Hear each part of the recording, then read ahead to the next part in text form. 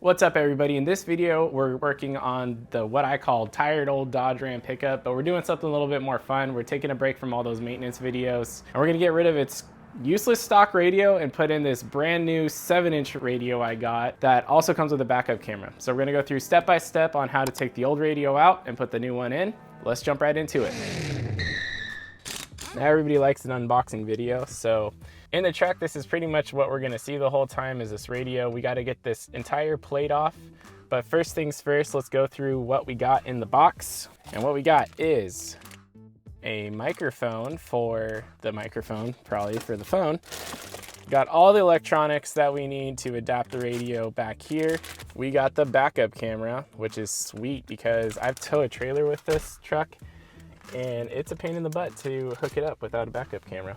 And the kit also gives you some trim tools, which is nice, thank you. And then of course the piece de resistance.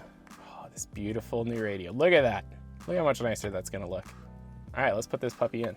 All right, so the first thing we gotta do is get this radio out. To do that, we need to remove all the plastic around it. So to remove the plastic around it, there's two size T20 screws sitting on top of this little instrument panel. So we're gonna remove those two screws. Then you're gonna grab your trim tool and pop off that rubber tray sitting above the radio and put it off to the side. Now give a solid yank to this entire trim piece and you'll notice it's kind of stuck down by this outlet. So if you have an outlet installed, you're gonna need to pop the outlet cover off and then remove the screw, also a size T20. And with that outlet screw taken care of, we need to keep moving down the panel. So remove this center console rubber and the two Phillips screws at the bottom.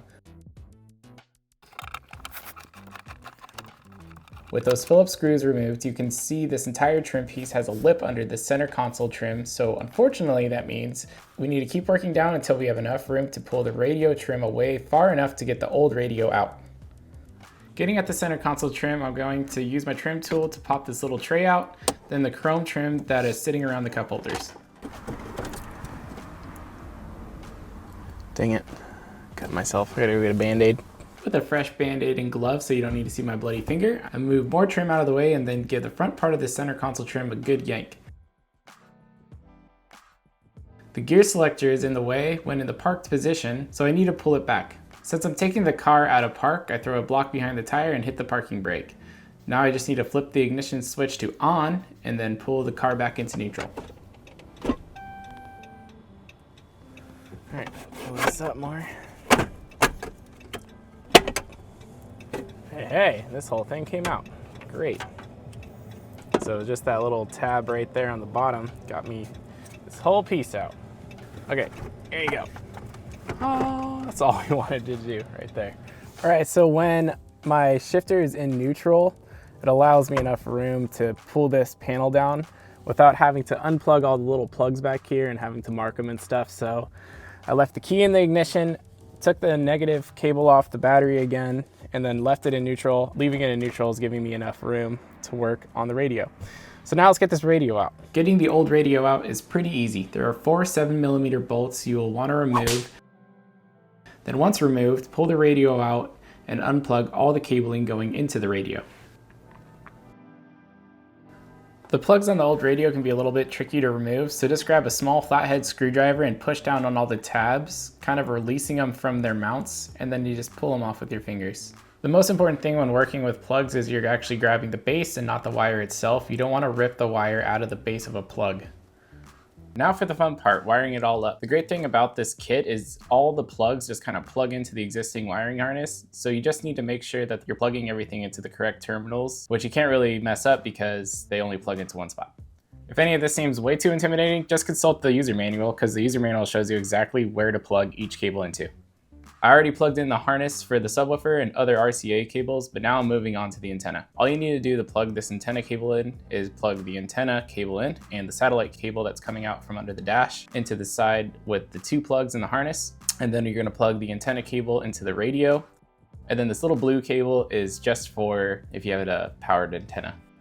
Now we're gonna plug the main wiring harness in. We have a few plug options, so we need to do some investigation. Look at your plug coming out of the truck. You can see for me, there are 2 power wires and enough cables for a crew cab worth of speakers. Make sure to match the wires of your truck to the appropriate harness plug. All right, this plug doesn't have 2 power cables, which means it's not going to be this one. And this other plug doesn't have enough speaker wires. It must be for a standard cab, which leaves me this plug, which I'll plug in. Now we need to attach this whole harness to the radio. First, we have this white plug for the CAN bus, which plugs into the appropriate port on the far left of the terminal area.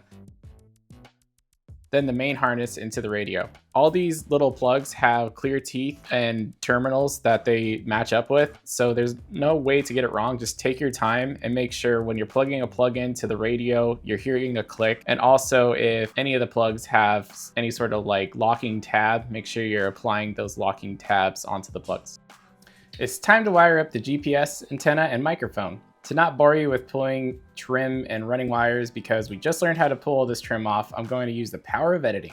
Locate where you want the mic and GPS to live, and then pull that appropriate trim away. Mount the microphone and GPS antenna, then route and tuck away all the wires behind the dash until the wire ends reach your radio. At the radio, plug the GPS antenna in what I think is called an F connector.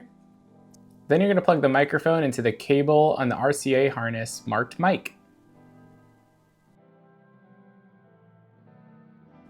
Now I'm going to finish up by just mounting this pillar trim back on and making sure my mic is nice and secure. Almost done with behind the radio wiring, just a couple more plugs. First, let's tackle the backup camera.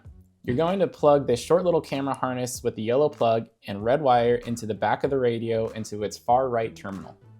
Now the simplest wire there is, the USB, which goes into the last remaining plug, and that you have two plug slots. You have a 4-pin or a 6-pin, and of course I'm just going to plug it right into the 6-pin.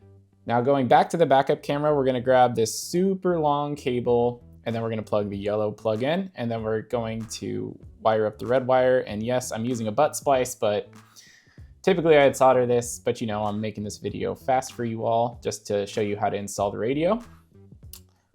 And speaking of the radio, guess what time it is? Time to install it. All we have to do is finish up the camera wires by tucking them all back behind the dash. And then of course all the radio wires that are still dangling behind the radio, get those tucked back there and secure. Then we're gonna grab our 7mm bolts, bolt up the radio, and then install the trim because we are all done wiring the radio. And taking the trim off is the harder part. Putting it back on, you just put it back where it goes in the order it needs to go. So for me, that's the radio trim first, and then I tackle the lower big trim piece, making sure I clean up everything as I put the trim on. This trim gets a lot of nastiness behind it, so just make sure you can clean it up while it's off. So clean it up, put it on. It's all T20 screws and Phillips.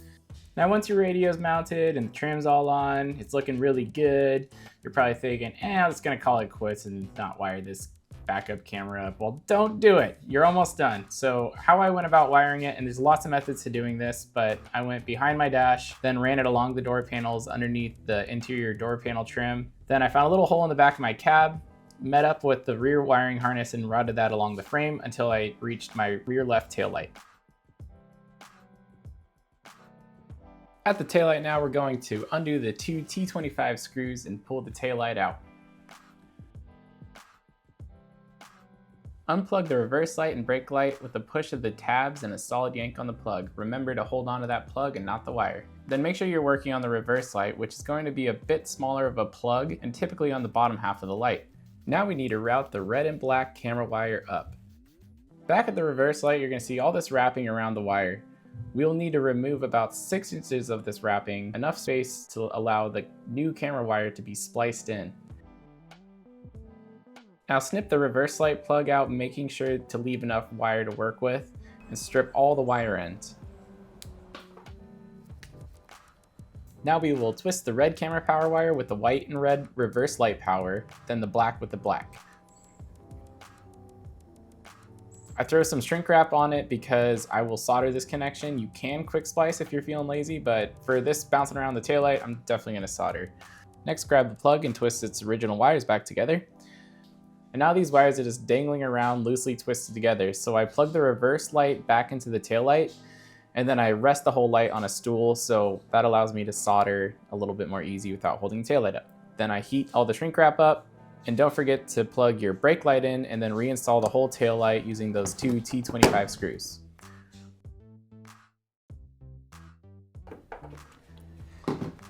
Last little bit, I like the camera right about where it is. It's put it right above the license plate, and this will help me hook up a trailer. Hopefully it's not upside down, but if it is, I can just flip the camera over back in its bracket. With a couple of self-tapping stainless screws, I just went right into this plastic bumper trim. I gave the camera a little adjustment and then tightened the adjustment screws. Then before you get all excited to test it out, make sure you plug the camera back into those wires that we just got done routing to the taillight. Then don't forget to hook that negative battery cable back up. And the moment of truth. Let's throw the keys in the ignition, start the truck up. Oh yeah, look at that. Cool, so we gotta set up this whole radio, which I'm gonna make another video on just setting this radio up. Let's put it in reverse and make sure the reverse light works. Look at that, perfect. And if I turn the steering wheel, the little orange pieces turn with it. That's so cool. All right, cool. Hey, well, that was the whole video. That's how to hook up this radio into your Dodge Ram. I hope it helped you out. If it did, don't forget to check out my channel for more of these car-related videos. Thanks for watching.